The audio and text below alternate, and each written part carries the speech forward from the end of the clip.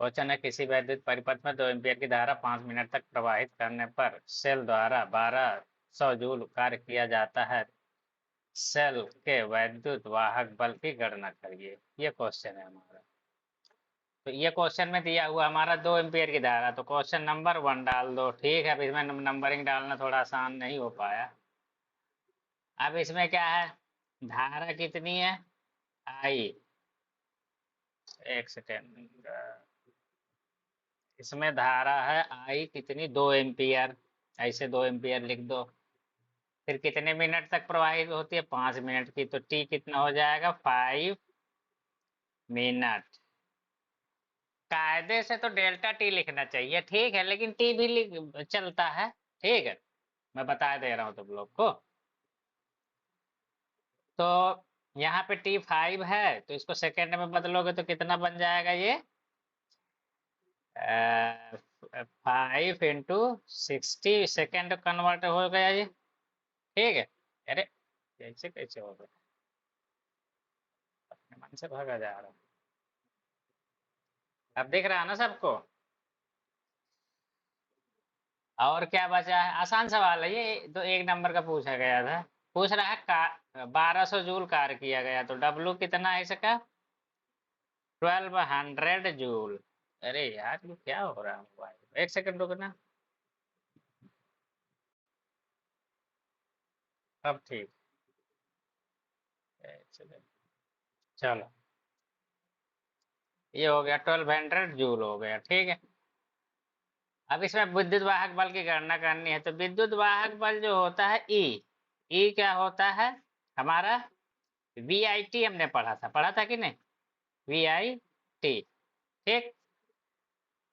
अब यहाँ पे ई बराबर वी आई टी नहीं होता, गलत हमने यहाँ पे फिर इसको लिख दिया। E W is equal to E I T होता है। ठीक है, संपूर्ण सेल के परिपथ के लिए ध्यान देना। ठीक है, तो यहाँ से हमें डब्ल्यू पता है, डब्ल्यू की वैल्यू रख देते हैं 1200, और ई की जगह में ई अननोन है, आई की जगह में 2 एम्पियर लिख दिया, और टी की जगह में 5 गुणे 60 सेकंड लिख दिया, तो ई यहाँ पे अपने आप निकल आएगा।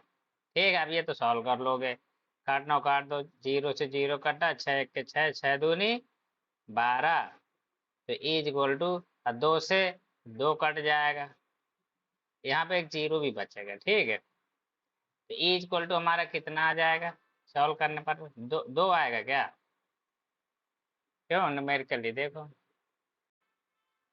तो ये 2 वोल्ट, इसका मात्रक क्या होगा, वोल्ट, बस इतना लिख दोगे नंबर मिल जाएगा। ठीक है, तो ये हो गया तुम्हारा, इस बस इतना लिख दोगे आंसर हो जाएगा। कहीं अगर गलती हो गई है, काटना है तो एक लाइन लिख के काट दो, बहुत ज्यादा उसको बार बार मत काटो, जैसे मैंने यहाँ पे गलत किया, इसको एक ही लाइन में काटना चाहिए था, मैंने इसमें 2 लाइनें खींच दिया। ठीक है, तो वो ऐसा नहीं करना। ठीक। अब है हमारा क्वेश्चन नंबर 2, सब लोग पढ़ लो आराम से। खुले परिपथ में एक सेल की प्लेटों के बीच विभवांतर 1.9 वोल्ट है।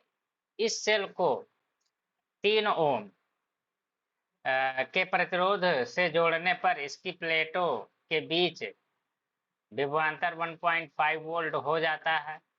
विद्युत परिपथ बनाकर सेल का आंतरिक प्रतिरोध एवं 3 ओम के प्रतिरोध में प्रवाही धारा का मान ज्ञात कीजिए। ये क्वेश्चन है हमारा। क्वेश्चन है, यहाँ पे विद्युत वाहक बल प्लेटों के बीच का विभवांतर कितना है, 1 पॉइंट, एक तो थोड़ा, अरे यार, तो इसमें क्या है, खुले परिपथ में एक सेल की प्लेटों के बीच का विभवांतर 1.9 वोल्ट है। ठीक है, तो खुले परिपथ की बात कर रहा है, तो यहाँ पे क्या होगा, जब खुले परिपथ में प्लेटों के बीच का जो विभवांतर होता है उसी को हम विद्युत वाहक बल बोल देते हैं, तो ये विद्युत वाहक बल होगा। ठीक है, ये कितना होगा, 1.9 वोल्ट। ठीक। अब इस सेल को 3 ओम के प्रतिरोध से जोड़ने पर इनकी प्लेटों के बीच का विभवांतर 1.5 वोल्ट हो जाता है। जब इसमें धारा बहने लगी, प्रतिरोध जोड़ दिया तो धारा बहने लगेगी, उस समय वोल्टेज कितना हो जाता है, 1.5, तो ये क्या होगा, ये वोल्ट, ये टर्मिनल विभवांतर होगा। ठीक है, तो सेल के प्लेटों के बीच का ये टर्मिनल विभवांतर हो गया, इसका भी मात्रक भी ही होगा। क्या कह रहा है, वैद्युत परिपथ बनाकर सेल का आंतरिक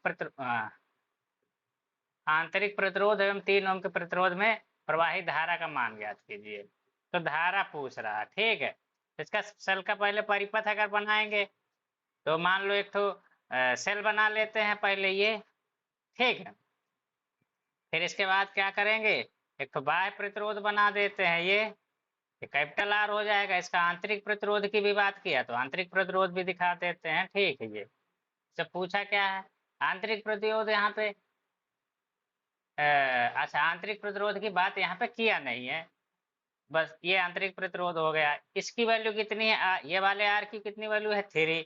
इसकी विद्युत वाहक बल इस सेल का जो विद्युत वाहक बल होता है वो सेल की यहाँ से यहाँ के बीच जो विद्युत वाहक बल होता है वो इसको यहाँ जो एक चीज ध्यान देना इसमें, सेल को कभी भी इस तरीके से आंतरिक प्रतिरोध और प्लेटों को, आंतरिक प्रतिरोध के साथ प्लेटों को कवर कर दिया जाता है डॉटेड रेक्टेंगल या आयताकार एरिया से, ठीक है।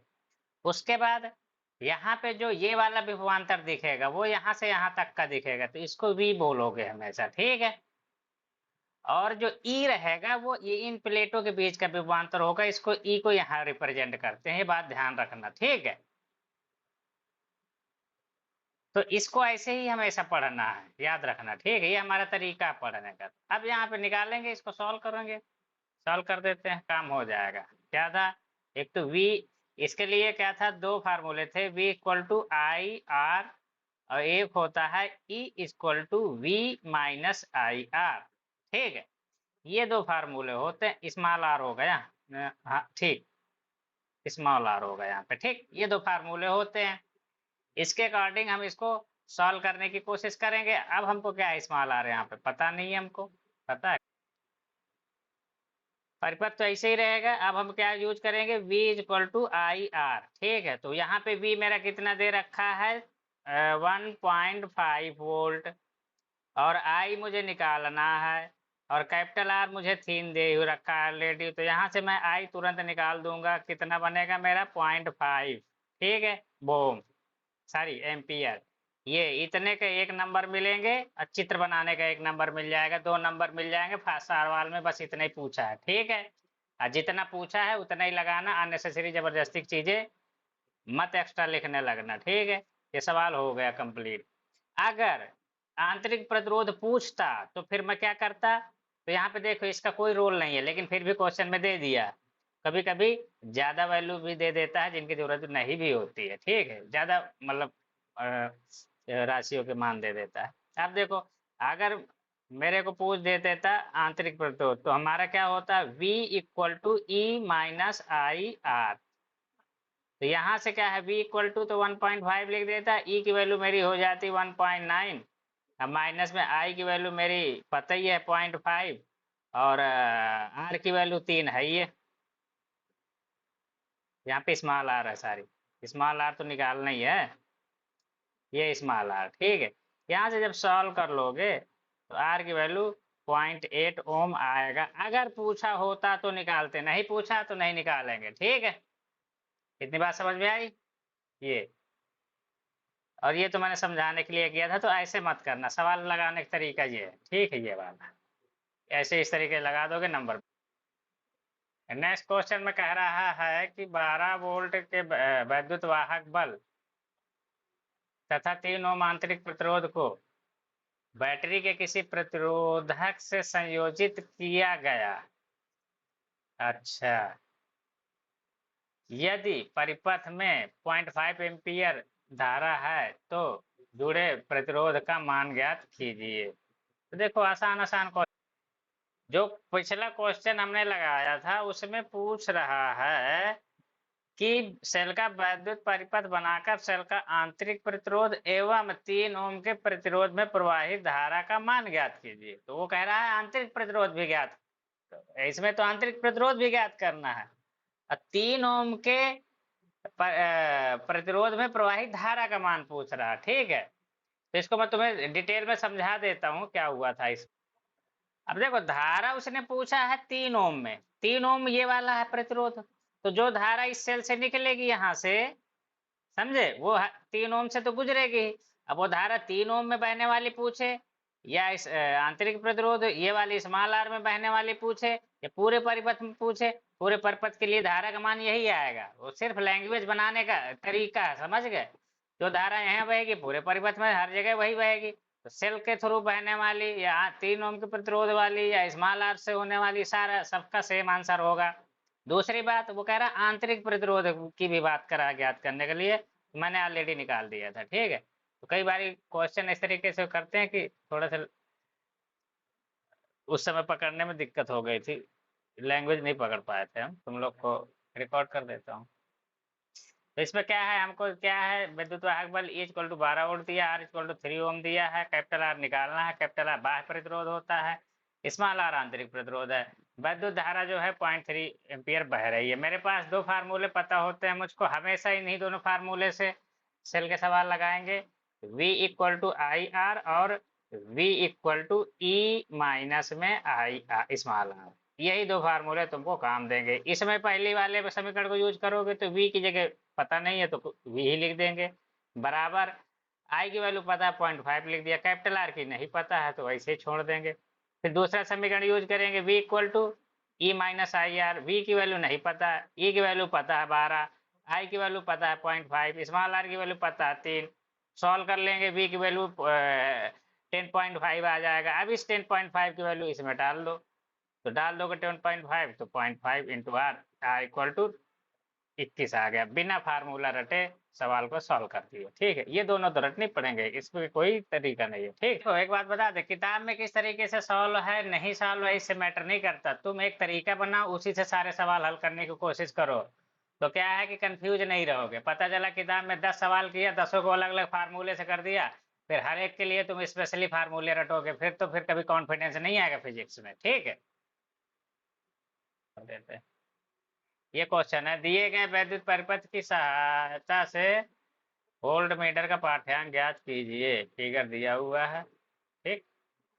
तो तुम लोग क्या करते हैं, यहाँ पे 2 ठो सेल लगे हो या 3 ठो सेल लगे हो, 4 ठो सेल लगे हो, उसी हिसाब से ये फार्मूला रख ले हो, सीधी सी बात है। तो यहाँ पे E इक्वलेंट इक्वल टू कितना हो जाएगा, अब चूंकि 2 ही सेल हैं तो E1 अपान में R1 प्लस में E2 अपान में R2 अपान में 1 अपान में R1 प्लस 1 अपान में R2, सारी वैल्यू पुट कर दोगे, आंसर आ जाएगा। वैल्यू पुट कर दो, E1 कितना है 18, R1 कितना है 2, प्लस में E2 कितना है 12, R2 कितना है 1 अपान में 1 अपान में R1 कितना है 2, प्लस 1 अपान में R2 कितना है 1। इसको सॉल्व कर लो, कितना आ जाएगा 9, 12 9 21 बटे में 3/2, तो इसको वो ऊपर चला जाएगा, 7 त्रिक 21, 3 के 3, 3 7 21, 14 आ जाएगा आंसर, ठीक। कितना आएगा 14 वोल्ट, 14 वोल्ट आया। तो 14 वोल्ट हमारा यहाँ से यहाँ के बीच का विभवांतर होगा, समझ गए। तो यहाँ से VA माइनस VB जो मेरा आएगा 14 वोल्ट आएगा, ठीक है। यही जो होगा वोल्ट मीटर की रीडिंग होगी, क्या होगी, यही वोल्ट मीटर की रीडिंग हो जाएगी, ठीक है। कुछ बात समझ में आई, तो सिर्फ तुमको ये फार्मूला रट लेना, वैल्यू पुट कर देना, आंसर आ जाएगा। 1 ठो सेल लगे हो चाहे 10 ठो सेल लगे हो, कुछ फर्क पड़ने वाला नहीं है। क्वेश्चन नंबर है नेक्स्ट, एक बैटरी के सिरों पर उच्च प्रतिरोध के वोल्ट मीटर को जोड़ने पर पाठ्यांक 3 वोल्ट आता है, ठीक है। बैटरी के सिरों को अमीटर से जोड़ने पर अमीटर 1.5 एम्पियर और वोल्ट मीटर 9 वोल्ट है, और वोल्ट मीटर 9 वोल्ट, ठीक है। वोल्ट मीटर की रीडिंग 9 वोल्ट होगी, इसमें सही से लिखा नहीं है। बैटरी के आंतरिक प्रतिरोध अमीटर एवं संयोजक तारों के प्रतिरोध की गणना करिए, क्वेश्चन ये है, ठीक है।